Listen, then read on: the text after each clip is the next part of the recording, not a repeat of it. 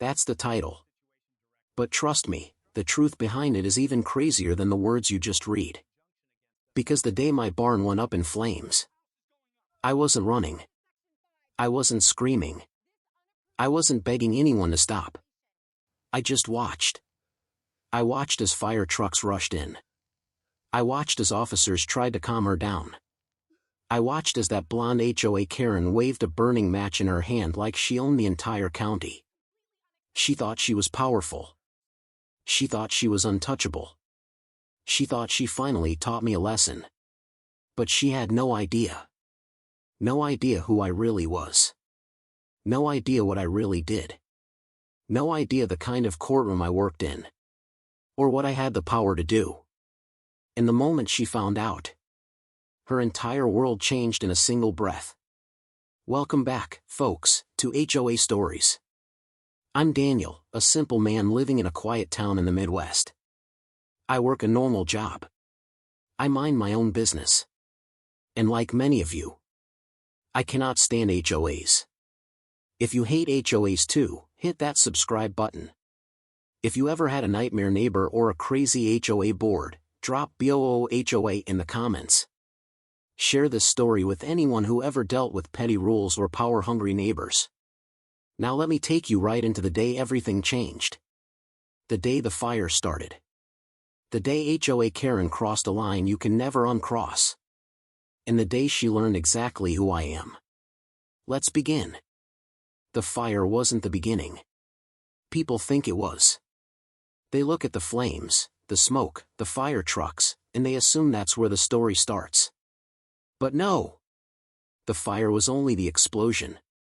The fuse had been burning long before that day. It all began 3 months earlier. On a Tuesday morning. Quiet as always. The kind of morning where the sky is wide, clean, and so blue it almost looks unreal. I was on my porch drinking coffee. My old rocking chair creaking under me. Watching the breeze roll through the cornfields. Life was simple, easy, almost peaceful. Until I saw her. The woman who would ruin everything. She was marching down the street in that bright purple pantsuit. Clipboards clacking, heels stabbing the dirt like she was punishing the ground with every step. I didn't know her name back then.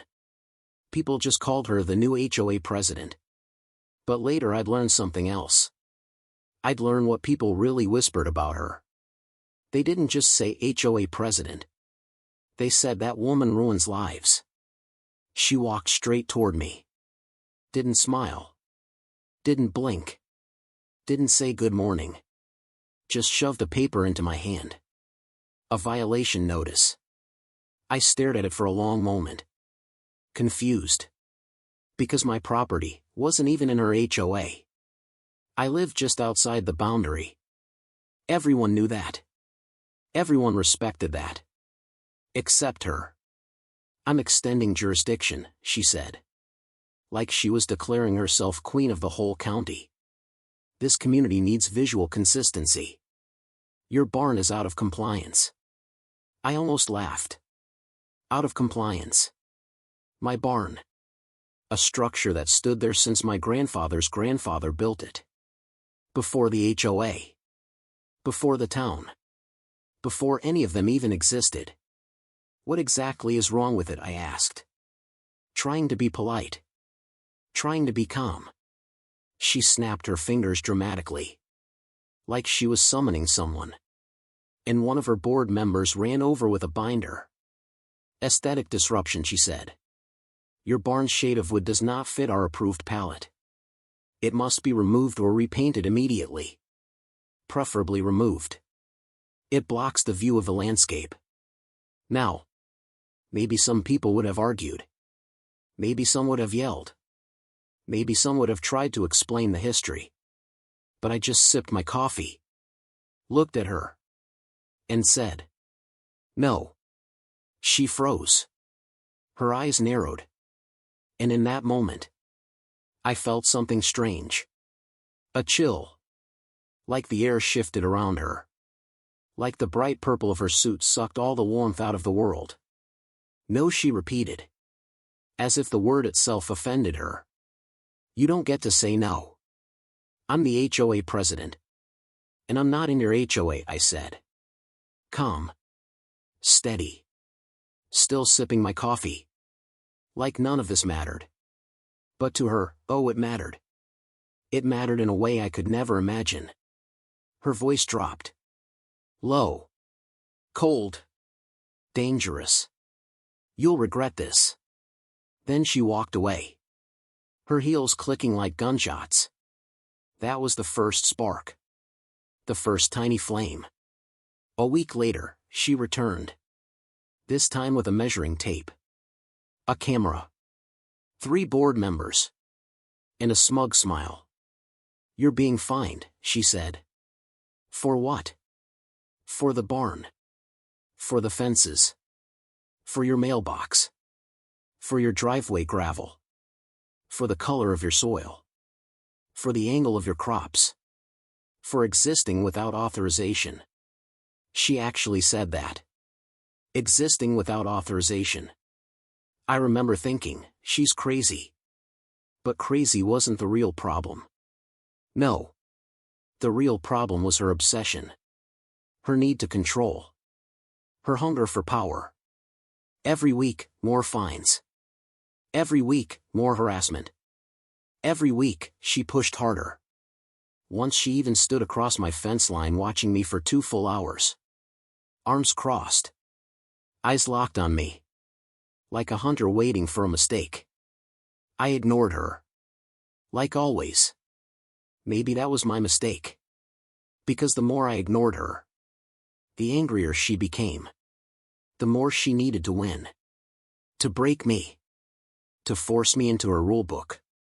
And then came the night. The night everything snapped. It was late. Moonless. Quiet. The kind of dark where you can't see your own hand. And then. The smell hit me. Smoke. Sharp. Bitter.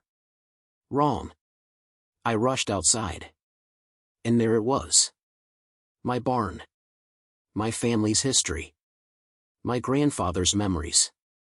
My childhood summers. Everything. Burning. Flames tearing through the wood.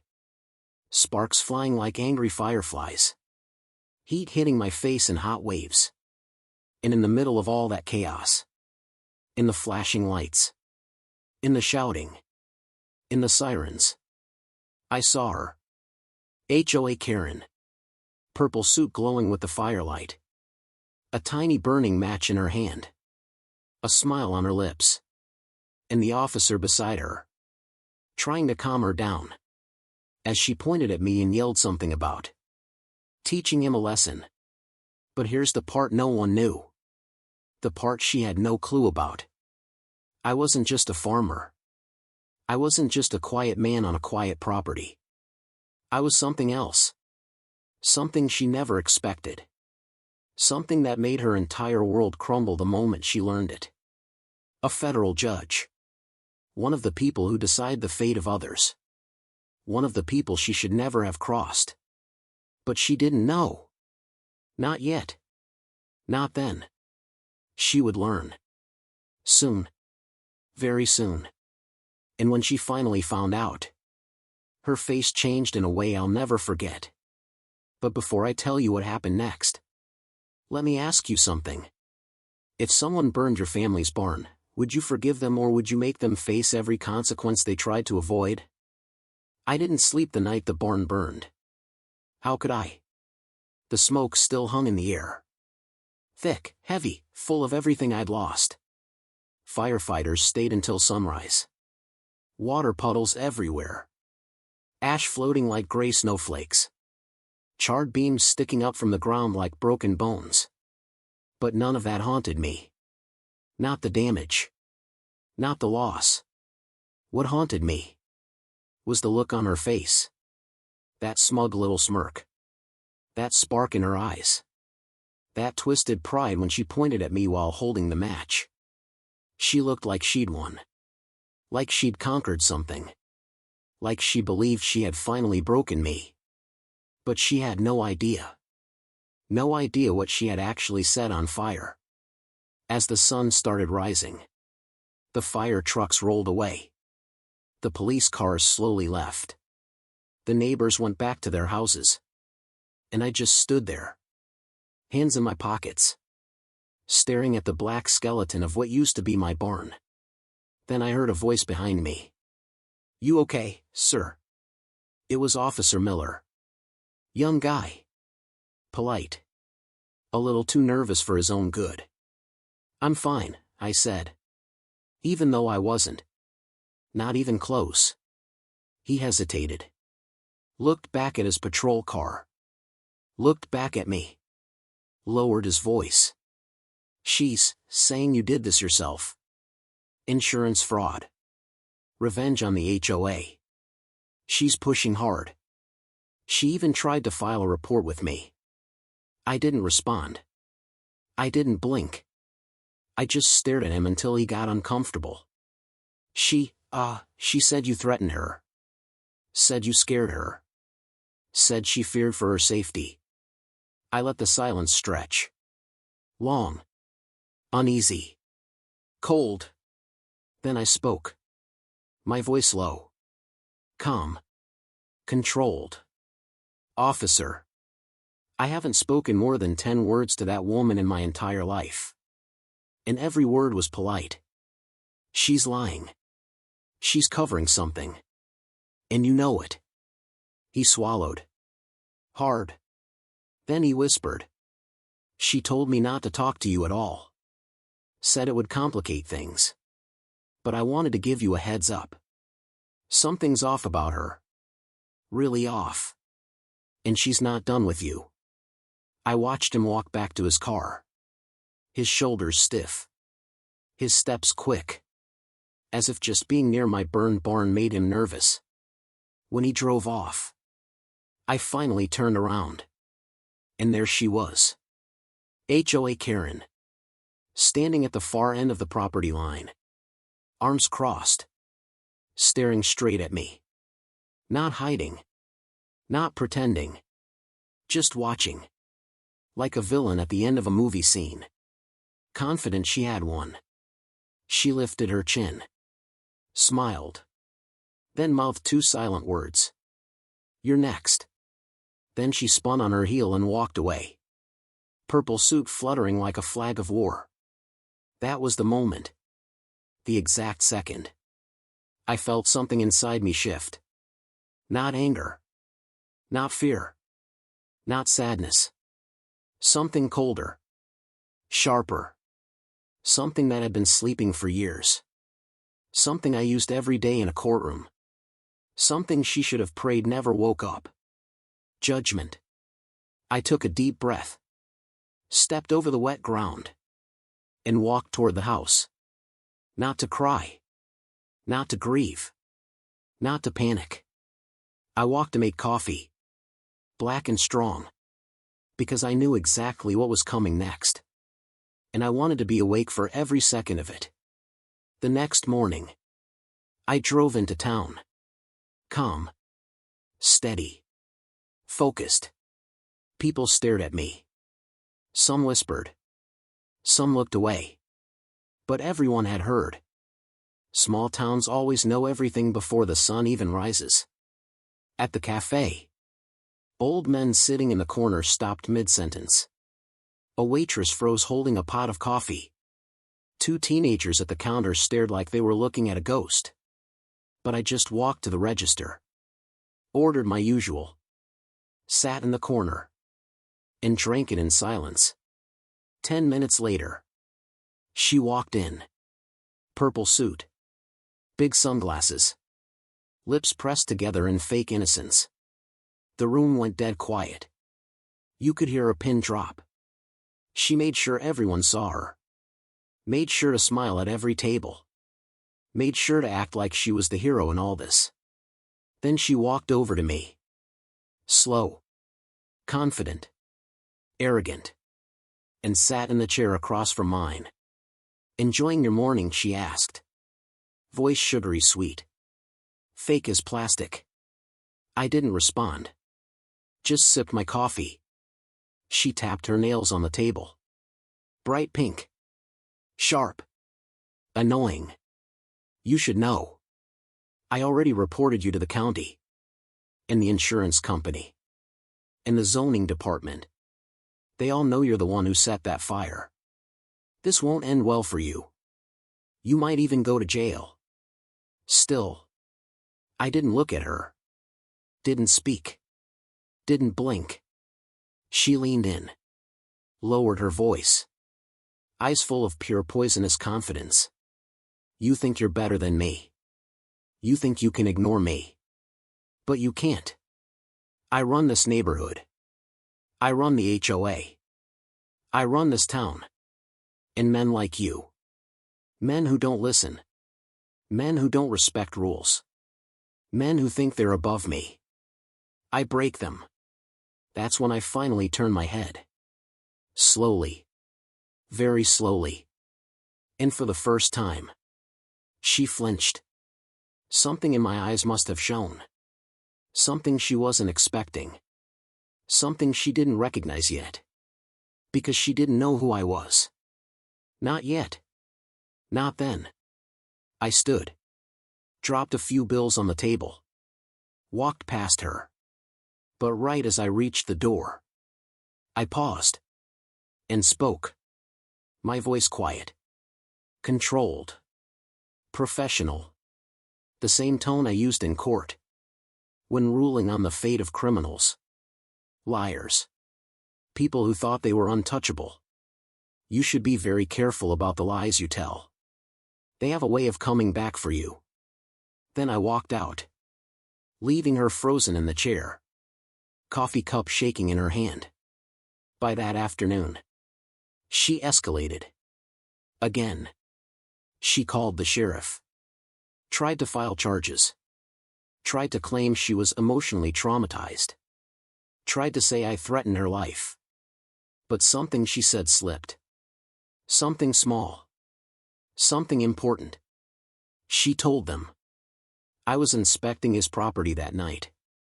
Just doing my duty as HOA president. Making sure he wasn't breaking any rules. And then suddenly. His barn just caught fire. Right in front of me. The sheriff wasn't stupid.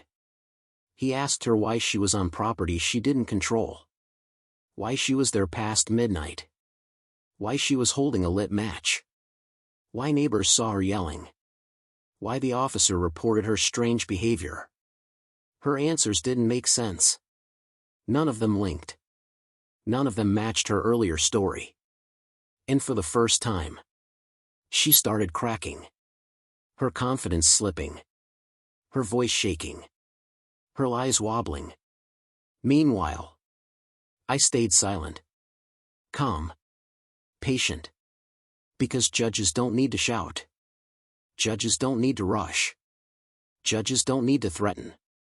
They just wait. And then they deliver the decision. That night, she showed up at my property again. Except this time. She wasn't yelling. She wasn't smug. She wasn't holding a match. She was scared. Very scared. But why? What did she find out? What made her come running back in the dark? Let me ask you something. If someone who attacked you suddenly showed up shaking on your doorstep, would you listen to them or would you make them answer for everything they did? Something in my eyes must have shown. Something she wasn't expecting. Something she didn't recognize yet. Because she didn't know who I was. Not yet. Not then. I stood. Dropped a few bills on the table. Walked past her. But right as I reached the door, I paused. And spoke. My voice quiet. Controlled. Professional. The same tone I used in court. When ruling on the fate of criminals. Liars. People who thought they were untouchable. You should be very careful about the lies you tell. They have a way of coming back for you. Then I walked out. Leaving her frozen in the chair. Coffee cup shaking in her hand. By that afternoon, she escalated. Again. She called the sheriff. Tried to file charges. Tried to claim she was emotionally traumatized. Tried to say I threatened her life. But something she said slipped. Something small. Something important. She told them. I was inspecting his property that night. Just doing my duty as HOA president. Making sure he wasn't breaking any rules. And then suddenly, his barn just caught fire. Right in front of me. The sheriff wasn't stupid. He asked her why she was on property she didn't control. Why she was there past midnight. Why she was holding a lit match. Why neighbors saw her yelling. Why the officer reported her strange behavior. Her answers didn't make sense. None of them linked. None of them matched her earlier story. And for the first time, she started cracking. Her confidence slipping. Her voice shaking. Her eyes wobbling. Meanwhile, I stayed silent. Calm. Patient. Because judges don't need to shout. Judges don't need to rush.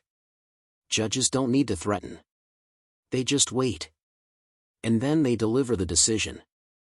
That night, she showed up at my property again.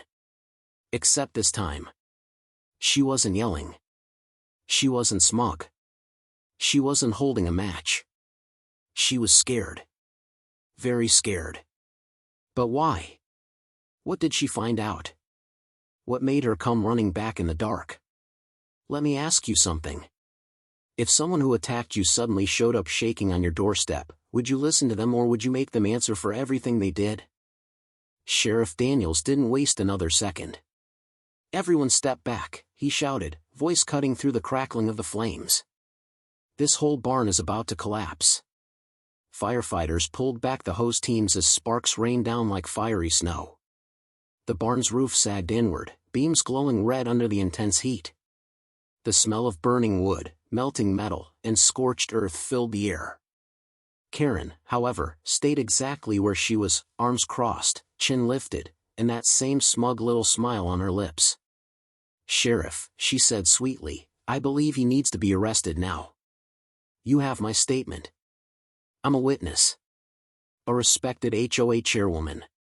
This should be easy for you. The sheriff stared at her like she'd just claimed the moon belonged to her. Karen, you don't run this town. You don't run the farms here. And you sure as hell don't tell me how to do my job. Her smile flickered, just for half a second. But then, it returned. Stronger. Smugger. Actually, Sheriff, she said, pulling out her phone, I think you'll find that I do have some influence. She dialed a number, put it on speaker. A man answered almost immediately. Karen. Is it done? She turned the phone so everyone could hear. Mr. Silas, the barn is gone. Just like we discussed. But the sheriff and the farmer are resisting the transfer of the property. Silas. Everyone knew that name. He was the wealthy developer who'd been trying for months to acquire farmland around the county. He wanted to build luxury homes, shopping plazas, a private golf resort, turning peaceful land into corporate chaos. Sheriff Daniels, Silas's voice boomed coldly through the phone, I have very high expectations for you. We've invested in your community. Strongly. I expect cooperation. The sheriff's jaw locked. Silas, you're asking me to break the law. I'm asking you, Silas replied, to remove a problem. Karen smiled proudly, turning to the crowd as though she were unveiling some grand victory. You see? This farm is holding back progress. This man, she pointed sharply at me, refuses to modernize. He refuses to understand property value. He refuses to obey the HOA's vision for this region. I'm doing him a favor. My blood boiled so hot it felt like I could have ignited the entire field myself. You burned my barn, I growled. You destroyed my supplies. You scared my animals. You put people in danger. You think that's a favor? Karen shrugged. Growth always has casualties. The firefighters murmured angrily. The officers exchanged heated glances. Even Deputy Miller muttered, "This lady's insane." But Karen wasn't done. She raised her voice so everyone could hear. "And when this man loses everything, he'll have no choice but to sell. And that is when Silas Properties steps in and revitalizes this land into something useful. A subdivision. A shopping center. Maybe even a spa." Sheriff Daniels rubbed his forehead hard. "This is not California. This is not Florida. This is not some corporate playground town." He pointed at the burning barn. "And this right here is arson." Karen flicked her hair confidently. "You have no proof. I'm a respectable chairwoman. A leader. A property representative.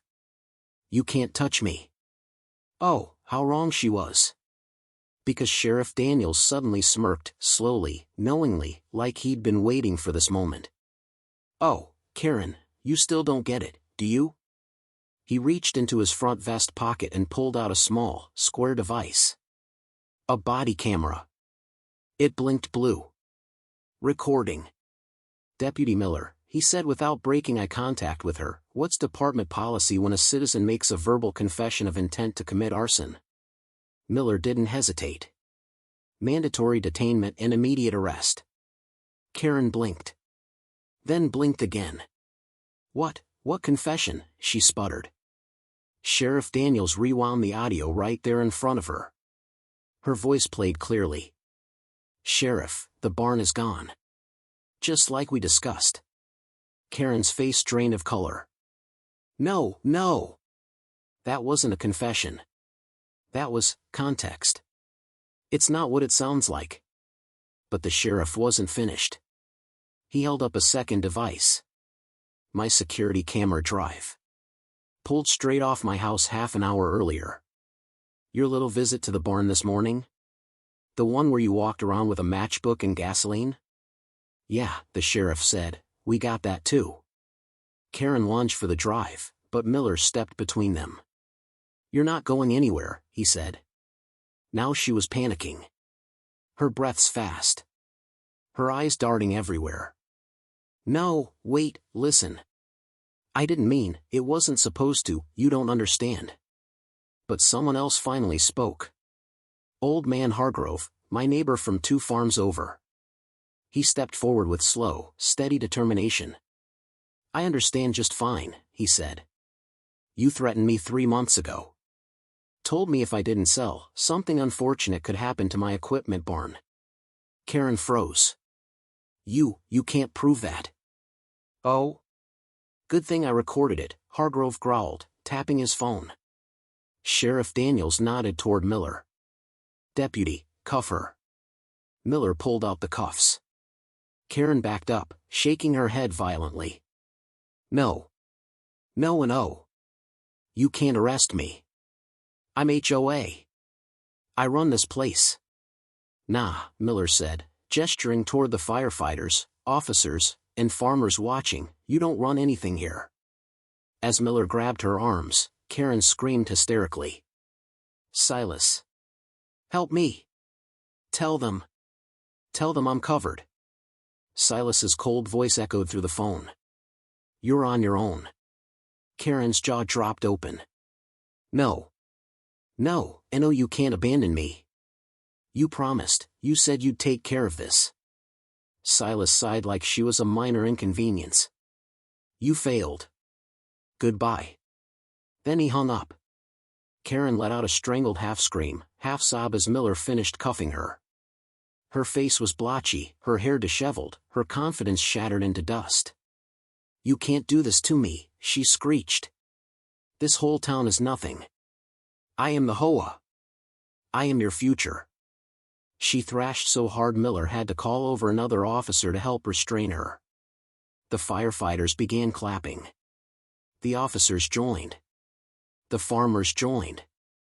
Even some neighbors from down the road, who had rushed over during the fire, cheered as Karen was placed into the back of the squad car, still shrieking in disbelief. When the door shut, silence returned. Heavy. But peaceful. Sheriff Daniels stepped toward me. "We still have Silas to deal with," he said. But with her statements in the footage, we just got our probable cause. I nodded. You're going after him? Oh, we're going after him hard. His whole network, everyone he bribed, every scam, every land grab. Hargrove patted my shoulder. Son, I think you just helped save every farm in this county. I exhaled slowly. My barn was gone. My supplies were ashes. My tools melted. But somehow, it still felt like I'd won something much bigger. Then the sheriff added. And tomorrow morning? We'll be meeting at the courthouse. You'll want to be there. I frowned. Why? He smiled. Because Silas is about to learn what happens when he tries to mess with the wrong group of farmers. I didn't know it yet. But the real battle was still coming. The courtroom showdown. The exposure. The unraveling of one of the biggest HOA developer scams in the region.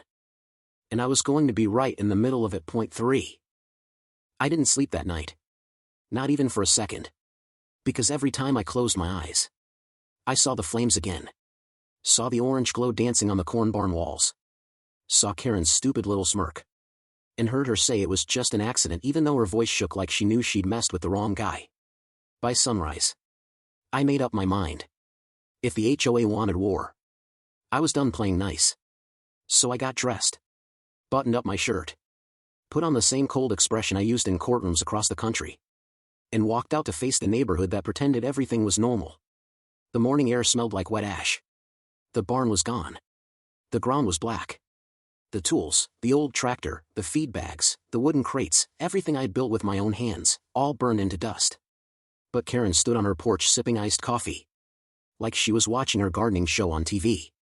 She waved at me. A slow sarcastic wave. The type you give someone you think can't do anything back. But she had no idea who she was waving at. I stood at the edge of the ashes. Letting the silence work. Letting the weight settle. Then I crouched down, grabbed a handful of burnt soil, and let it fall between my fingers. It felt like dropping a final piece of patience I no longer needed. That's when Mr. Hawkins walked over. The old man from across the street. He always wore messy suspenders and always smelled like engine oil. He leaned close and whispered. I saw her. She went behind your barn earlier last night. Looked like she was pouring something. Didn't smell right. My whole body froze. Because that wasn't gossip. That wasn't rumor. That was testimony. And testimony, to a federal judge, is basically gasoline on revenge. I looked at him and spoke quietly. Did anyone else see her? He nodded. Yeah, my wife heard arguing. Something about you being out of control. And how she was restoring order. Restoring order. Karen's favorite phrase. The HOA board used it for everything. Wrong shade of mailbox. Grass height. Trash cans. Holiday decorations. Anything that wasn't perfectly boring. They used that phrase like it gave them purpose. Like the HOA was a kingdom. And they were its noble warriors. But now it meant something different. Something dangerous. I thanked him. And went back inside. Because I needed to go through evidence. Not anger, evidence. Anger doesn't win battles. Proof does. I sat at my dining table. Spread everything out. Photos of the barn. Charred wood. Burn patterns that looked like they started from the back. Right where Hawkins said she was standing. I wrote notes. Short. Sharp. Clean. Then, just as I finished, I heard a knock. A loud one. The type people use when they want to show dominance. Like they're entering your home instead of being invited. I opened the door. There she was. Karen. In her pink blazer. Matching pink lipstick. Hair sprayed so hard it looked like a helmet. Well, hello, she said with the fakest smile ever. We got a complaint that your destroyed structure is hurting neighborhood aesthetics. The HOA needs you to remove the burned remains within 24 hours or face a penalty. I stared at her. Blank. Still. Expressionless. She waited for me to react. But I let the silence stretch. People like her couldn't handle silence. After a few seconds she nervously cleared her throat. So, you'll take care of that, right? I leaned slightly closer. What time did you go to bed last night, Karen? She blinked fast. Confused. Thrown off. I don't understand the question. You were awake, I said. Calm. Flat. Matter of fact. You were out by my barn. You poured something. You started something. And you ran. Her lips trembled for half a second before she recovered. That is an accusation. And I do not appreciate. I cut her off. I haven't made an accusation. Not yet. But you and I both know what happened. And by the time I make one, I'll have enough to bury your entire board. She tried to speak. But no words came out.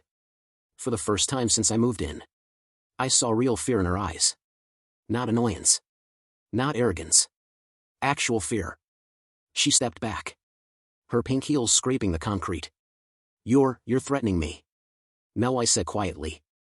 I'm warning you. There's a difference. She swallowed hard. Turned. And practically sprinted back to her house. I watched her run. And honestly, it felt good. Too good. Like finally, after months of stupid notes and petty fines, the ground had shifted a little. But this wasn't the end. Because the moment she disappeared, my phone buzzed. A message from an unknown number. No name.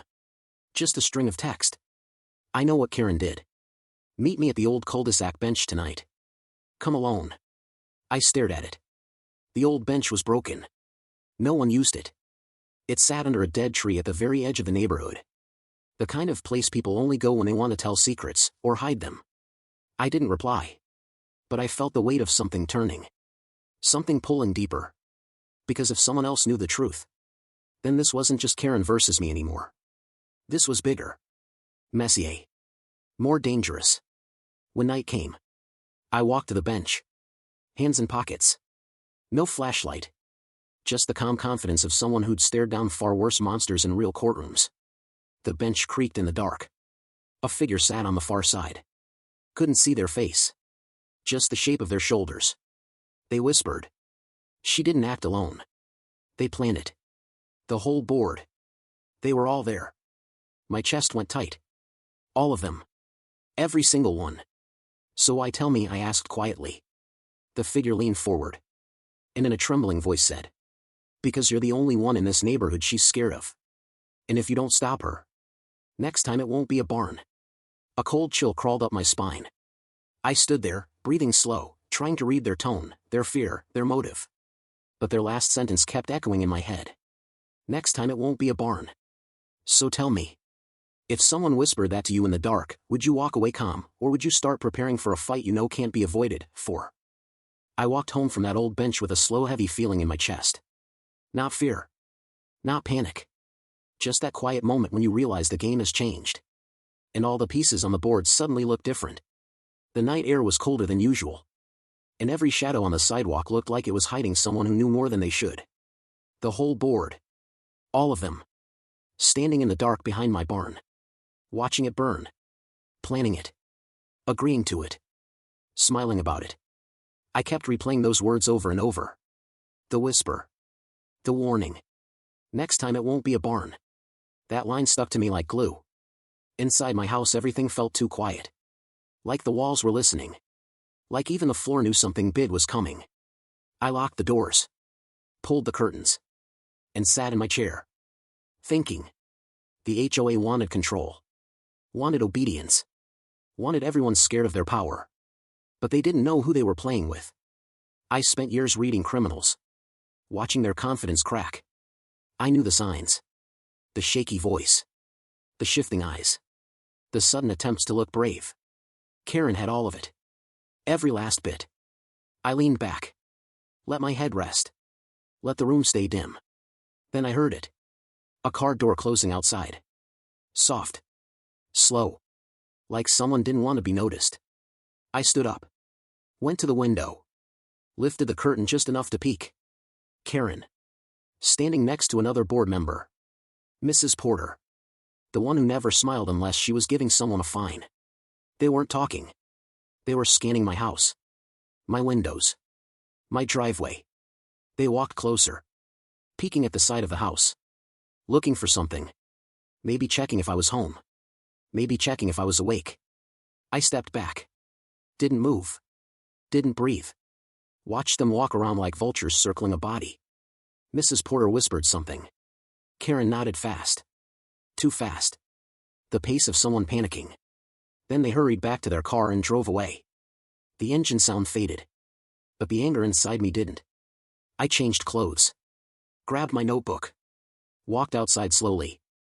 And headed straight to the community office, the small, fancy-looking shed they called the HOA Resource Center. It was locked. Of course it was. But the side window was cracked. Just enough for someone to peek in. Or push it up. I pressed my fingers under the frame. Lifted. The window slid up like it had been waiting for someone to try. I slipped inside. No guilt. No hesitation. Because justice doesn't always wear a badge. Sometimes it walks softly in the dark and doesn't apologize. The room smelled like old paper and cheap perfume. Probably Karen's. Their files were stacked everywhere. Brown folders. Blue binders. Notes written in red ink like they were grading a kindergarten project. I scanned the desk. Junk. Meeting minutes. Complaint forms. Then I saw it. A black folder labeled. Property issue, burn incident. Already they had a file ready. The barn had burned less than 24 hours ago. But this folder was thick. Too thick. Like they'd been storing plans for days. I opened it. My breath stopped for a second. Inside were printed photos. Photos of me. My barn.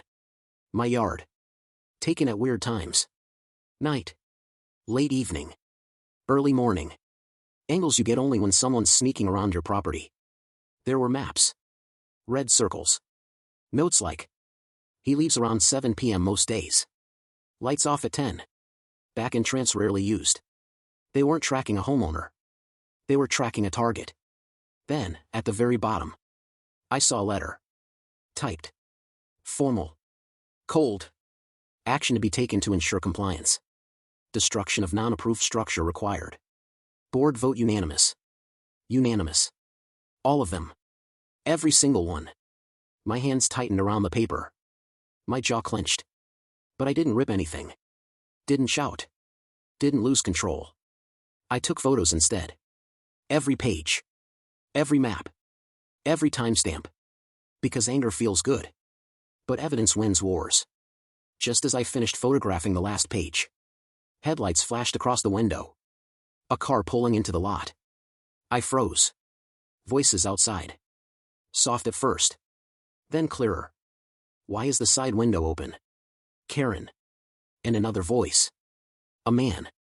Probably Mr. Lewis. The treasurer with the big ego and tiny brain. I turned off my phone light. Slid behind a shelf. Held my breath. The door opened. Footsteps. Clicking heels. Leather shoes. Whispers. I swear I closed that window. If he finds anything. He won't. He can't. He has no authority here. He's just. They stopped. And Karen said the line that nearly made me laugh out loud. He's just some grumpy farmer. What could he possibly do to us? If only she knew. They walked around. Opened drawers. Moved files. But didn't even think to look behind the shelf where I stood. Too confident. Too reckless. Too stupid. After a few minutes they left. Locked the door. Drove off. Like everything was normal. I waited. Counted to 60. Climbed out the window. And walked home under the quiet streetlights. Inside my house I sat again at the table. This time with a different feeling. Not grief. Not stress. Purpose. Because now I wasn't dealing with suspicion. Or rumor. Or accidental fire. They planned it. Voted on it. Documented it. Celebrated it. They thought they were untouchable. Thought the HOA made them powerful. Thought neighborhood rules were more important than basic humanity. But they didn't know who I was. Not really. Not fully. Not yet. I looked at the photos I'd taken. Spread them across the table. And whispered to myself. Now it's my turn. The whole house felt charged. Like electricity in the air before a storm. Because the HOA might have played their hand. But they had no idea mine wasn't made of paper. So let me ask you something. If you were holding proof that your whole HOA tried to destroy you, would you let it go, or would you use it to tear down every single one of them? 5. I didn't sleep again. Not because of fear. but because my mind wouldn't stop spinning, turning every piece of evidence into something sharper, something stronger, something I could use to crush every single member of that board. The photos, the maps, the notes, the unanimous vote. All of it sat on my table like a quiet fire waiting for someone to breathe on it. Before sunrise I made coffee. Black. Strong. The kind that wakes up the part of you that fights back. I sat by the window. Watched the neighborhood wake up. Mr. Hawkins walked his old dog. Mrs. Porter jogged in overpriced shoes. Kids waited for the school bus. Everything looked so normal. So clean. So peaceful. But underneath, this place was rotting. And the rot had a name. HOA board. Around 8 a.m. I heard a small knock on my door. Not loud. Not aggressive. Soft. Hesitant. Like someone wasn't sure if knocking was safe. I opened it. It was the figure from last night. The one from the bench. Hood still up. Face still half hidden. Hands shaking slightly. I stepped aside. They walked in fast. Looked around like someone followed them. Then they said, "They're planning something else. Something bigger. Something today." I didn't blink. Didn't react. Just stared and let them keep talking. "They think you're going to fight back. Karen said you were acting suspicious. The board wants to stop you before you cause trouble. They're meeting at noon. At her house. Behind closed curtains. They think they can scare you off." I almost laughed. Scare me off. I'd taken confessions from people who made Karen look like a harmless mosquito. I leaned on the counter and asked quietly, "Why are you helping me? What do you want out of this?" The figure's shoulders dropped. A sigh escaped them. A long heavy sigh. "My husband got fined so many times he lost his job. They embarrassed us at meetings. Humiliated us. Accused us of things we didn't do. And when we tried to defend ourselves, they banned us from speaking. We tried to sell our house. But Karen told buyers that our property had issues. We're stuck here because of them. I want them gone." That was enough. Motives didn't have to be pretty. Just true. I gave them water. Told them to rest.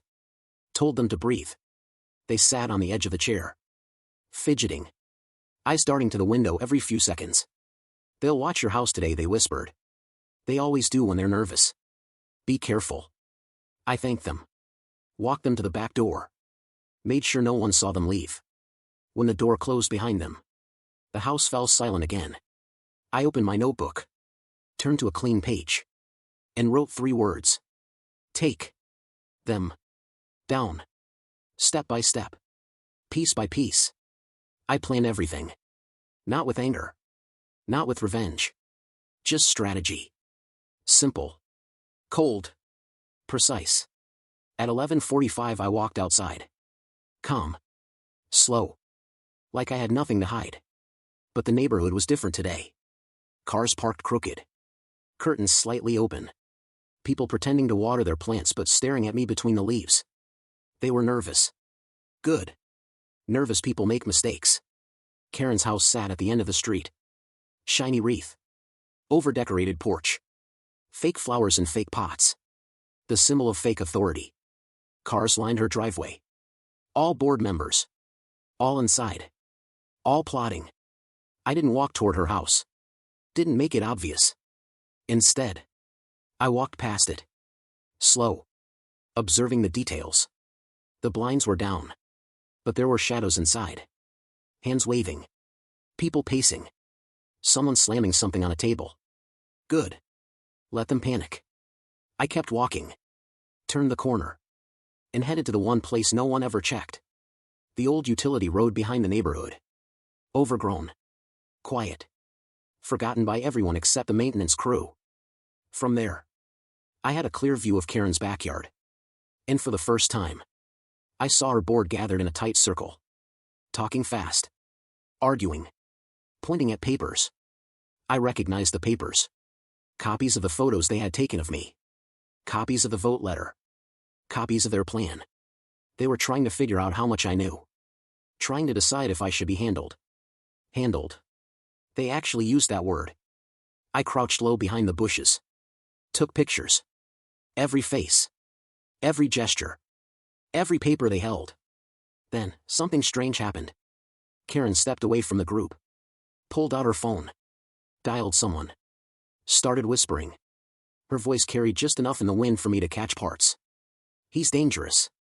Nobody told me he was a judge. We can't let him control the narrative. I don't care what it takes. I swallowed slowly. She knew. She finally knew who I really was. And she was scared. Not because I had evidence. But because she didn't have control anymore. People like her crumble when control slips from their fingers. I stayed there for another minute. Watching. Listening. Waiting. Then one of the board members turned around suddenly. Scanning the yard. Scanning the trees. Scanning the bushes. I ducked deeper. Heart steady. Breathing slow. Not afraid. Just ready. They didn't see me. But they felt something. A shift. A presence. A danger they couldn't name. Good.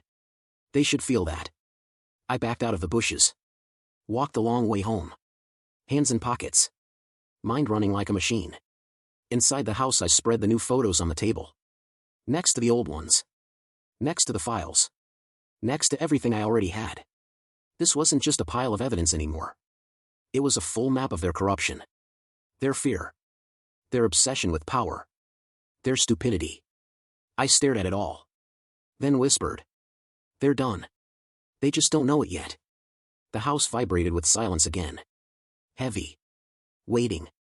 Like the air before thunder hits. Because now, the HOA wasn't planning in secret anymore. And neither was I. So let me ask you something. If you caught your entire HOA planning to handle you behind closed doors, would you sit quietly? Or would you strike before they even knew the game was over? I woke up the next morning with a strange calm inside me. Not peace. Not relief. Just that steady breath you take when the final move of a long game is finally in your hands. The sky outside was cloudy. Gray. Still. Like even the weather knew something was about to break. I made breakfast. Barely ate. My mind was somewhere else. Back on the table filled with every piece of evidence the HOA didn't want anyone to see. Photos. Maps. Secret votes. Surveillance of my house. Their meeting in Karen's backyard. Their plan to handle me. All of it sat there like a loaded weapon. I cleaned the table slowly. Organized everything. Placed the photos in a neat line. Made the letters easy to grab. Because today, I wasn't waiting for them to make the next move. Today I was ending it. Around noon I put on a clean shirt. Dark jeans. And my old boots. Not the fancy courtroom clothes. Not the judge robe.